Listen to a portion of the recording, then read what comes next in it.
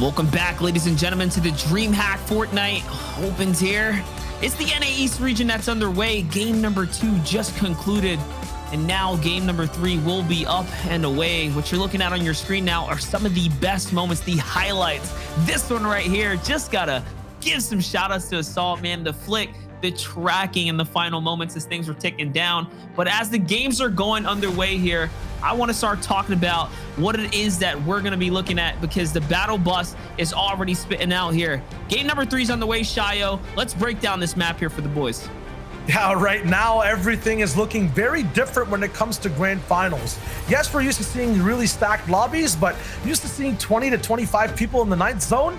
Not typically for a grands, in my opinion, and that's because there's so many people getting into center circle during that mid and end game.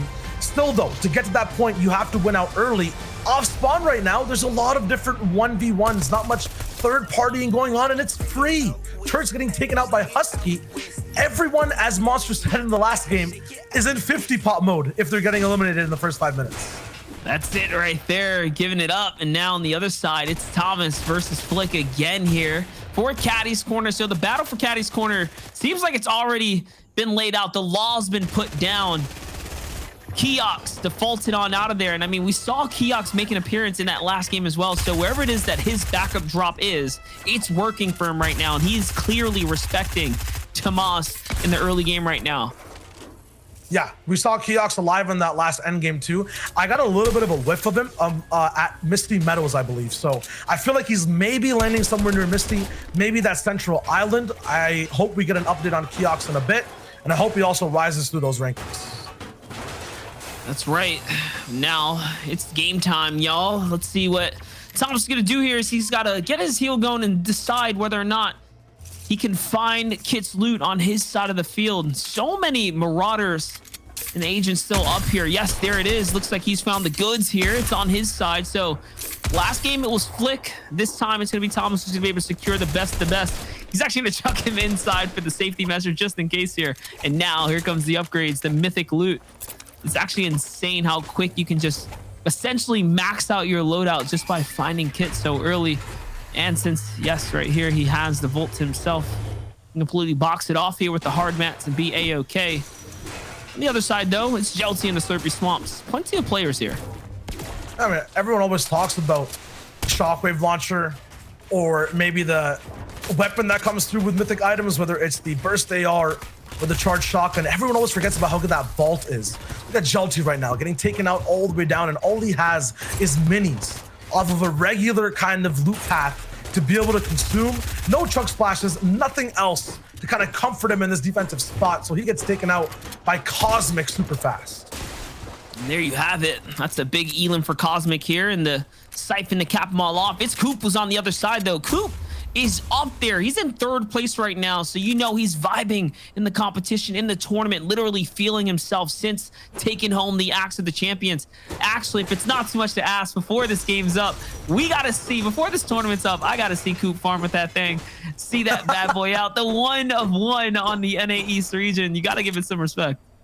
Yeah, I mean, big thing with Coop that I'm really impressed by is that he won the last major tournament and he's in the top 3, almost close to 1st in the next one that's going on. I would argue that this one right now, the competition we're seeing is harder just inside the grand finals standpoint, because it's people from multiple regions. It's spots that you can't really prep. Remember, we're looking at grand finals an hour after semis ended. This is pure instinctual skill from everyone, maximum adaptation for Fortnite. 100%. That's actually great insight there to give people an idea of how this all is unfolding in front of them. That's one big dynamic we didn't really get to even touch on today. The fact that it's all happening here and now. Yes, you have to be as flexible as possible. Ethical, though, getting up above Crims here. Crims is recognizing danger now, possibly looking to set up the bait. Yes, he's setting himself up. He's trying to go on in. Does mess up the crash pad there, but it's okay. He's on the other side of the wall now of Ethical, looking for the control, and yes, he's gonna find the tack follow-up, and that's all he's gonna need there. The first elim for himself this time around. He still has a ways to go there to close the point gap here. All of his rivals, his competitors are long and away, long gone as far as the point gap goes. We'll see what Crims can do.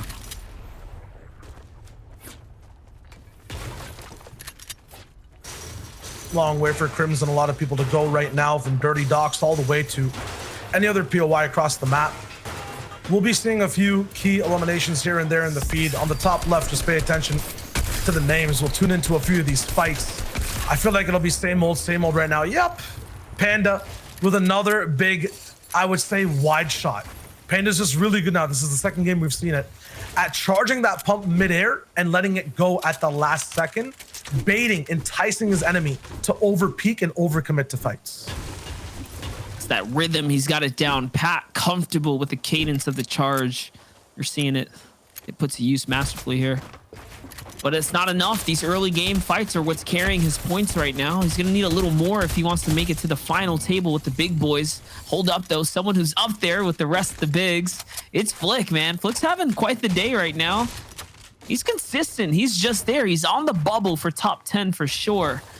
Think about his performance so far. Remember, all you need to do is have 6 good games, right? We say it like it's easy, but if you can just have that, more often than not, the other players are going to fumble 1 or 2. That's enough for you to all of a sudden be in the lead, snatch the tournament away. Yeah, one person to follow if you guys want to emulate that playstyle. One of the regions that I don't think are going to be playing today, in OCE, Mr. Fresh Asian, or Fresh, as a lot of people know him from the leaderboards or just his channel. Very good at just playing consistently with or without a coach, doesn't matter. Landing a lot of 5th and 10th places over and over again. You emulate that game style, you end up getting top 10 at the end of the day in your respective region or tournament.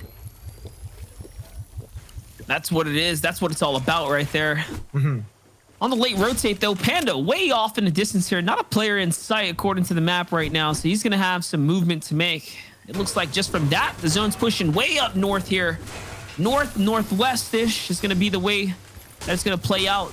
Place to be here. That's going to favor players like P-God, who's over by Holly Hedges, and many others that land up top. Give you guys a little insight onto who's up here. Players like Crazy GGs are here. It's kind of vibing out right now, trying to figure out what's going on. Having quite a rough start so far in the competition, but he's made it this far, so he can hang with the best of the best. Let's see. For some, this is the first Grand Finals appearance that they've ever had, playing on what would be the largest stages. Absolutely. And every time I tune into these fights, so many things change. Right now it's health counts and ammo counts and these shotguns. 7 bullets traded. That pickup onto PCH for Crazy GGs. Man, PCH cannot find his footing at any of these early spots just yet. And that's how it goes sometimes. Could just not be his day. Little medkit delivery, though, to top him off, and some floppers. So this is really nice for Crazy. It's going to be a bit of an upgrade. On the other side, Keox, though. We've seen Keox, unfortunately, on the bad side of the barrel today, and now he's going against Jamper. Jamper, who doesn't have HP, but it's a storm fight that's dragging out now. And, I mean, he's got the advantage. You can see Jamper's not pausing to heal, so Jamper needs to do something miraculous here if he wants to hit the shot to win the game, or to win this engagement, I should say the least. Here now, though, Keox just has to wait him out. No! He falls off, catches himself with the crash pad. The one crash pad, I might add, that he had there. Oh, just a couple seconds, though. Jamper will phase over. There it is. The siphon comes through. Wow. That's a save. And a rhyme for the books, too. Dr. Seuss would be impressed himself. Now Stretch. Similar position against Avery. These guys know each other. They play against each other all the time. Whether it's fights inside creative or in competitions with or against each other, cash cups to tournaments. Kind of flip over here on the shields versus HP situation between them both. They're looking for shots. And usually I would play-by-play this fight, but I'm going to tune you guys in to how you can follow story while this happens. So yes, they'll take shots against each other. They'll trade. You'll follow their HP pools right now, their ammo counts. That's all relevant. Just take a look at Stretch's points overall as he lands bullets. What is his motivation to hit that nice 6 shot onto Avery? He's playing behind everyone else right now. That's why he's in the storm. His story is one of redemption, one of catching up. So a lot of the times we'll tune in, you guys will see the HP pools, you'll see the mat counts of the elims. Pay attention to that yellow number, the gold number, as to find out why this person's in the spot and what they're actually fighting for. If you're putting up another quiz at home, for MK Laugh, same position. 32 points, not enough to be near top 10, near number 1. He's going to be playing a little bit faster. You'll notice the reason he's going for extra loot and trying to just mat up at these last moments is because he's probably as experienced getting baited down afterwards. There it happens again with Acorn. He's going to try to stay safe and survive, maybe play more passive than most people because of his points. That's right. You can tell the nerves are high here as he's fumbling inside the crash pad there. Not sure what to do for a second, but Acorn's looking to get the entry on in. He is going to find his way into the box, and MK Laugh is not going to be able to survive the storm that's knocking on his door here. The shattered glass pushing into the home. And now Acorn, with his first 5 points in the competition, is finally doing something. We're looking at a bunch of POVs of players that need to do something. One big game. Can they pull an assault off and literally go from 30 to 100 plus? It's what they need right now. So if assault did in the previous game, shows you that anything is possible. We are looking at the best of the best here. Yeah. And whether that's momentum, whether that's playing a little bit more passive, that's the name of the game for anyone between 40 to 0 points right now for Justice. It's momentum, but tripping over his own feet as he tries to get into a box. Tatai takes him out.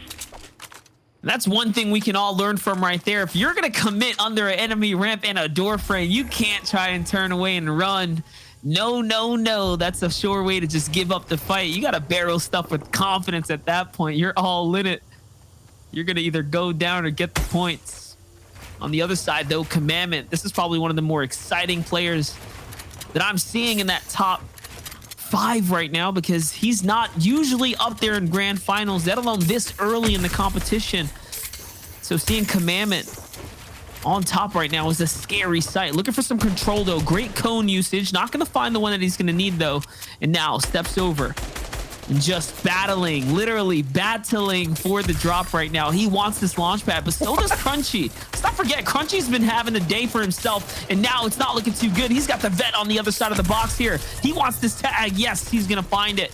Bye-bye, Crunchy, and a great delivery here. An upgrade for Commandment. There's no way if you have a purple charge with floppers, minis, and I think a little bit of rotation, you make that play as Crunchy. I'm so curious as to why he risked it all just for a pad.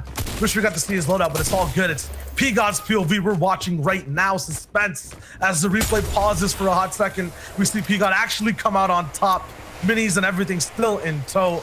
He's looking for a 50 pot or maybe just something else that can top him off to 200 effective HP. It might be some shots on the Caustic. What a fast pullout and a fast shot there. Let's go. Vamos, P-God. That's what we like to hear and say for the LATAM community out there that loves to tune in here for the DreamHack finals. Guys, let's not forget, this is game number 3. This is the halfway mark now. And here, we're getting closer and closer. Shadow at 50 points. We've seen him get taken out early in game number 1. He had a pretty good game 2. What can he do now? He's making his first big grand finals appearance in a major tournament. Oh, the big sniper shot onto Joji, and look at the confidence. He's ready to go into the storm for this one because he knows Joji's got to exit. This is his builds too. Here it is. The fresh builds are going to be the indicator. He wants this Elam. Can he get it? One shot. No, he was the second. Oh my gosh. So close, but it is enough. He's going to walk through Joji. More players trying to jump in now as we hop back to the other side. The action of Lakura trying to rotate the zone. 77 points. Yeah, right now, if we're watching anyone kind of in between 80 to 50 points, I explained kind of that low point story. For these guys right now, for people like Lakura, it's about being unique and doing something different compared to everyone else. They're so close and tied overall between 10th all the way down to 30th place right now on the standings. Anyone between those point thresholds. So we're looking at these guys trying to break 100, do things differently, and maybe get a few eliminations. Shadow tried, he succeeded. Thomas will also try that himself, pairing up into a base that isn't really typical of someone who's looking for a strong position. It's completely wooden and at the edge overall of Pleasant Park. Let's not forget, Thomas is on the bubble. He's in the top 20 right now. So close to edging his way into top 10. Coming into this right here, that break off, that cutoff point was 81 points. That's a 2 elimination difference, guys. Thomas already at 1 has suddenly started to gap that difference here. But hold up, the enemy on the other side, it's Booga, who takes the cone, controls the build, and grants himself with the shockwave launcher and Kit's mythic shotgun as well. That is the most impactful elimination you can ask for this early in the game right now. Thomas might have just created a monster for everyone else to deal with. And we don't usually get to see this loot on Booga towards those grand finals. So this will be a perspective we've never seen before. With a storyline of someone who's in triple digits, in that top, I would say 5, top 10, this man is looking to just cement himself and gain control. That's what everyone here in the top 10 is trying to do. If these guys in the top 20 are looking to be unique, the guys at the bottom are looking to survive, the top 10 are looking for absolute control over everyone else. And what a good item to have, the shockwave launcher, to put down that control. Absolutely. On the other side, though, just look at the stack that's happening here. Jack, Day, Evasion, Zuki, all of these players sitting on top of one another. I see Shadow over there as well. Noel, Lakura. Most of these guys are anywhere from the 50 to 100 point threshold area, right? So you're looking at literally the pack of wolves that's in the lobby right now, stacked on top of one another on the back zone together. All of them have the same pressure, and the same issue right now is where is zone 4 is going to go, and who's going to move first, or who's going to grant everyone the free rotate. NQs though has an issue here. Blues is trying to fight right now. Looks like he needs a little more, but okay, NQ's gonna answer back with a shotgun shot of his own to 120 and almost loses the trade. A 3 HP save is gonna be what keeps him in the game right now. That jump dodged the last tack shot of his opponent, got him to be able to survive not only a second more in a fight, but also put down his last tactical shotgun shot as well. So brilliant gameplay there from NQ's. Nice call for that last dodge. And there you go, 4 floppers, keeping him capped off. So Blues had flops as well. And now the zone reveals itself. It's actually going to favor the pack. It's going to favor Zuki. It's going to favor Lakira and all those others that were down on that bottom side. We saw a Day there. Let's see here. I think Q's making the rotate. Bully on the other side of the wall here. He's going to take some pop shots. This is a scary place to be shooting and gathering attention towards yourself because of how many other players are already situated inside of the zone here. Bunch of enemy builds. He's going to work his way around. Stretch on the other side, though, scrambling for his life right now. I'm seeing all red nearby. It's enemy builds. What is he's going to do? 25 points, Shayo. Remember, we talked about it. Yeah. He needs to do more. He needs to be able to survive all the way past this. I'm not sure if that's possible with the massive materials that with the massive ammo that he has. There it is onto Miro. This might be the most clutch elimination Stretch could ask for. A complete refresh of materials. He had none before. Now back all the way to max. But he needs to be able to live through this. He needs to be able to survive, get that shield back up, and then he can possibly win this entire game. He has to leave big pots behind. He got what he needed to just live for now, but it's Cosmic on his back wall. This man never stops, and he has third parties pushing him forward into Stretch. He's still looking for a way in. This could be absolutely just tragedy for Stretcher. He's still getting shot. He's in trouble. Yeah, he's scrambling back right now. He's getting forced closer and closer to the zone here. It's not looking too good right now. Players have recognized the dangerous situation here. Someone's on the backside of the wall now. Yes, there's 2 players on the other side, and just like that, Cosmic has created a serious avalanche on top of Stretch. Every single time we've seen Stretch now, he is winning his solo individual engagements, but just the timing is not there for him. The positioning is just not there for him. Tragic. It really is, because when he's alive in those grand finals and when he's alive in those end games, he keeps a lot of people in check who are playing this reactionary playstyle we're seeing in game 1, game 2, who are going for quick last minute flicks. Stretch is so good at maintaining control. Not there this time. Here's Skittles with that reactionary gameplay. Nice quick shots onto Zer. Again, taken out before he sees an end game. This man was 4th at one point and is falling deeper and deeper into the ocean of not being able to win NA East. There was a key frag there too. Assault. First place is going to fall now, so that's going to open up the playing field here, really open up the canvas for everyone else to lay down their image of how they want this grand finals to all paint out and shape out here. Now that that's opportunity is up in the air, it's up to players like Skittles, who's at 109 points now, to snatch that first place He can do this in a couple of different ways. It's by finding frags or just taking his time here, making his way to endgame. There is so much more placement to be given out here. Players like Booga now have a top or an opportunity to get to the top as well. Will he find Shark? No, he's not. But that's okay. He's got more players in sight here. He's trying to get active. Remember, he does have that shockwave launcher. This is the first time, like we said before, that we're going to see Booga with an actual meta loadout, like the strength in his inventory and making his way to endgame.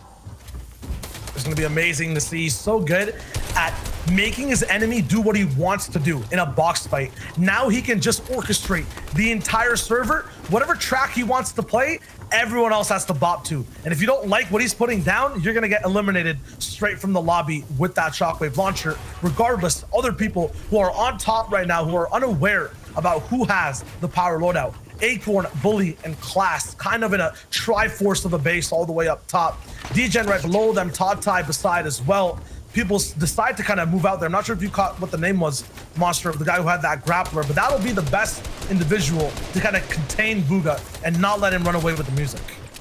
Yeah, there it is. I think it was Trey who just cut through the bottom of our screen there. So he's all ready to zone. Yeah, Osu's Trey sitting there with Daxter and Mars, but here it is. It's time to start making a move. It's time to hit the boogie down. He's going to launch pad across there. Cal, on the other perspective, the player who might just be at the bottommost area in the zone here. He needs more points, and there it is. He wants to swap places. He wants to climb his way up the leaderboard. He's going to find Bully on the touchdown here, showing that, hey, it's halfway into the competition, but I'm not out of this just yet. I want to do more here for myself. Take a look at the wide shot, though. Just look at the players still alive as it freeze frames for us. It's Booga. It's Class. It's Smacked. I see Aspect. Mars still in this game, too. Other top 10s in there, too. Coop still alive, and Skittles as well. This is going to shape up the standings now that Assault is no longer in the game. Do not forget that.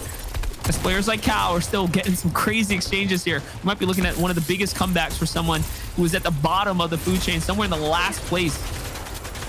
I took out Bully, who had so much on him because he was hyped the zone before.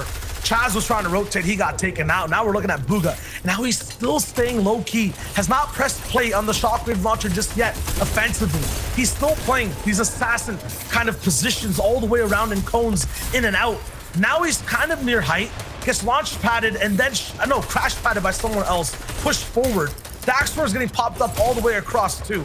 Everyone is staying side by side towards the front, all the way to the backside. His own P-God gets pumped out. Coop is surviving all the way low as Booga soars high and high time and time again.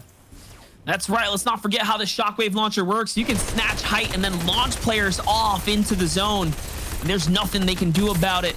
The super destructive weapon as it breaks all builds.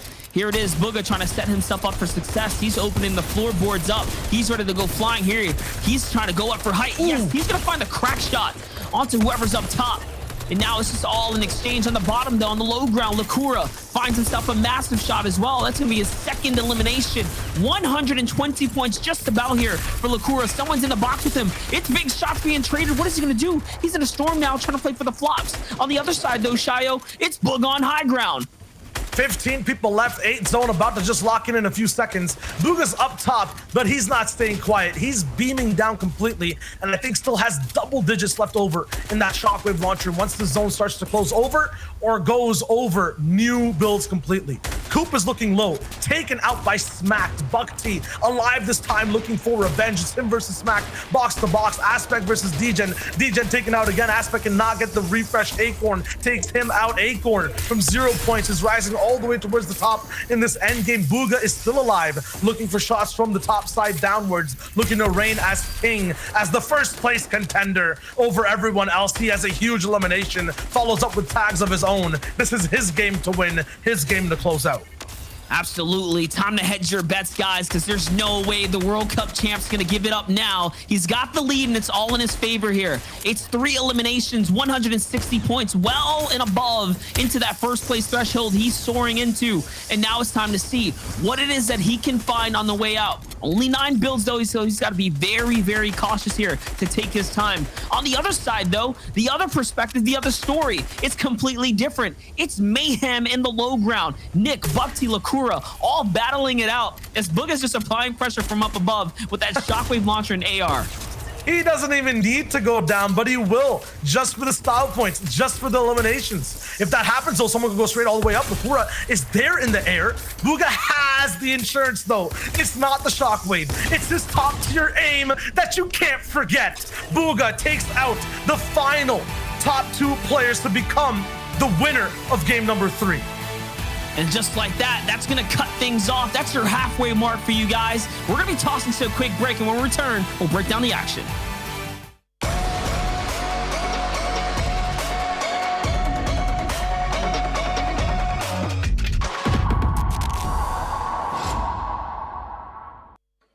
Hey guys, Shio Wager here. Welcome to Clip Mania, where I'm basically going to be reacting to some videos, a bunch of clips actually, and seeing exactly what I can get from them and what I remember from watching each and every one. Stay tuned, watch along with me. Very effective a few games. I remember this. Yeah. What? Yeah. Aspect? What was that? I was not expecting anything to just be fired off from Aspect.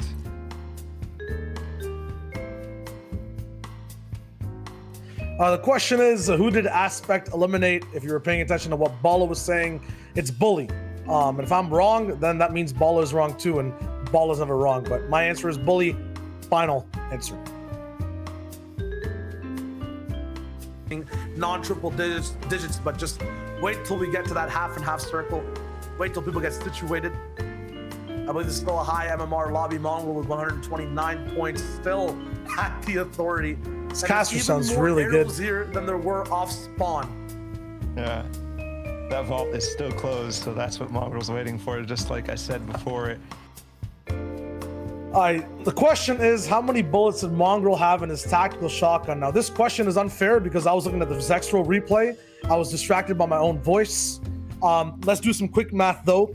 Authority, this is going to be a guess. Mongrel mid-game, 129 points. So someone's looting around a lot. I'm going to say 34 bullets in his tactical shotgun.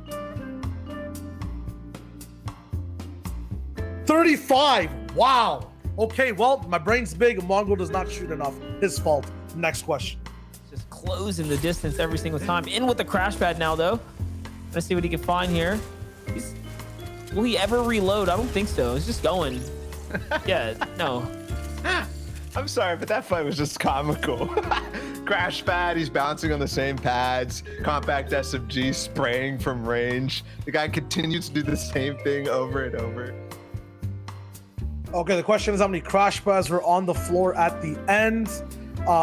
Visibly, I think it was 3 in total. There might have been a 4th in the distance, but I'm just gonna stick to my gut and say there were 3 crash pads in total on the floor.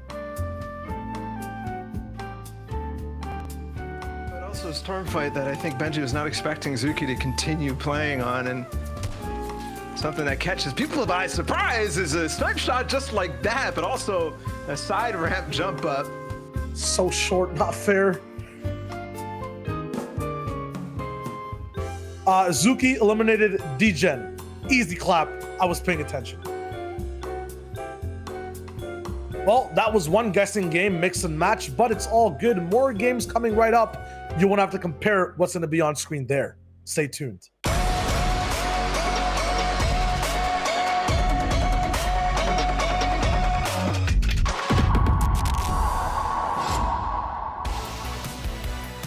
Three games down, 3 to go here at the DreamHack Open featuring Fortnite. This is the grand finals for the North American East region, and what an incredible grand finals it has been. Some of the best players, some of the best competition we've seen, and it's only halfway done. I'm your host, Hello Kelly Link, and calling all the action here for the grand finals, it's none other than Shio Wager and Monster D Face. And who would have guessed it? Bugha, the reigning world champ, taking a victory royale. We talked about it earlier in the show, and we even talked about it in the semifinals, that Bugha, this used to be this god in the Fortnite scene, kind of had a bit of a dip, but now seems to be on the come up. What exactly has changed so that Bugha is starting to be in the top 5 again? I'm thinking he's just finding his confidence. He's finding his groove right now. He's been able to really put this stream aside and put his gameplay first. And I think we're seeing all of a sudden that surge of confidence come out of him. And honestly, when you start placing and you have things going for you and they're going in your favor, that's when the mentality boosts up. And that's where we're seeing the performances shine through. For me, I think it's a little bit of a merger now because yeah, he dipped off that stream a little bit before, but I think it was 4th overall in FNCS, and now he's looking at a top placement again. And his stream is online with I think like 30,000 people watching. So he is looking really good today, and he is just pulling full force across everyone else right now. What a win it was last game from him. Oh yeah, let's actually take a quick look at the highlights from last game to see exactly what Booga had to do to take that victory royale. Here you guys have it. It's a couple of those catch-up moments here. Those early game engagements, some of which were not on stream, just to give you guys a full 360 perspective of what's going on. MCES's Podesai. So a little bit of that EU invasion like we've been talking about throughout the course of the day, how they've all showed up onto the grand finals day here. Some big snipes from down range. Look at that shot there onto keyboard to get sticking out. All right, now all these early game fights are different every single game. It's players getting into a new 1v1 every time. I don't think that we've seen Noka be taken out by Thomas yet, or Unknown taken out by OMG Me Too. Even Acorn, a man who had 0 points up until that moment, got his first elimination, and I think stayed alive all the way till 2nd place last game. So things are definitely staying dynamic and changing. We can see that with the pace of last game as well. Towards the 8th zone, that's when it was the 20-player mark, and that 9th zone had your typical Fortnite endgame breakdown. So maybe players are not up for the marathon. They're not up for the big entire rise they have to keep moving up the leaderboards. And look at that, Zuki getting dived into by Buck T there, who's gonna wrap things up. And this is how it all unfolded. This is how the leaderboard is going to start to be changed and shooken up. You have players like Acorn who had no points coming into this competition, like Shayo mentioned, and all of a sudden get a 2nd place. If there's any time to do it, it's now. That's the halfway mark. That was game number 3. But what are we going to see now that we've reached this halfway point? What are some of these players going to be doing to shake things up so that maybe they can take over Booga or Coop or Lee? The coolest thing I think is I actually, for the first time, have no clue because I don't know the way these games are going. The first 2, looking at those patterns, for me, the answer, Kelly, would be like the same type of stuff, a very passive gameplay, people not freaking out too much. But now in game 3, it was a flip of the coin. It was completely aggressive, a lot of early game fighting, a lot of mid game pushing, and the end game was a little bit lighter because of that as well.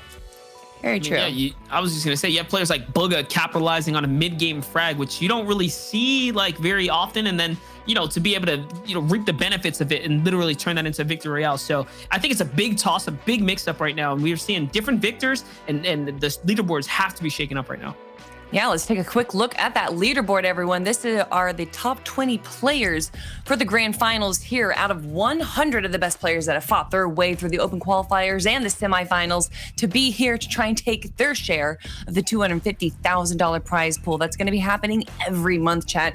But look at him up on top once again. It's Booga in the lead with 189 points. Actually a pretty good separation between him and Coop, a 22-point separation, in fact, but not too far behind Coop. It's Lee Kura with 146 points. We have Zuki in 4th, and then Aspect in 5th, and then all the way down, we got Assault, we got Day, we got Commandant. It really could still potentially be anyone's game with only being halfway through the competition. I mean, the one person who I think is winning the most right now is not actually in 1st place and doesn't even have a win. It's Coop, who ended up winning the NA East FNCS and is 2nd today. I'm pretty sure I can say that that's unprecedented because the person usually who wins the FNCS doesn't really win those 3rd-party tournaments back-to-back. And we don't usually see back-to-back winners overall, other than maybe Benji Fishy or a few people in EU. It's nice to see a new name and nice to see it on NA East. Not only that though, like we have been seeing, I feel like lately this is becoming a trend. Like Arkham just did it, right? We're seeing small like consistency. Maybe it's because this is the first time we've also seen a stretch out of solo competitions in a string back to back to back. So we could be onto something. As much frustration there is around like solos, it can become very taxing. We're seeing consistency, at least in the very upper elite amount of players. I mean, consistency can go completely out the door, though, with these last 3 games, everyone. And I know that you're excited to jump into game number 4 as we do fully finish out our grand finals here for the North American East region. But we do have a quick break, everyone. So please don't go anywhere, because when we come back, it's going to be game number 4 of the grand finals.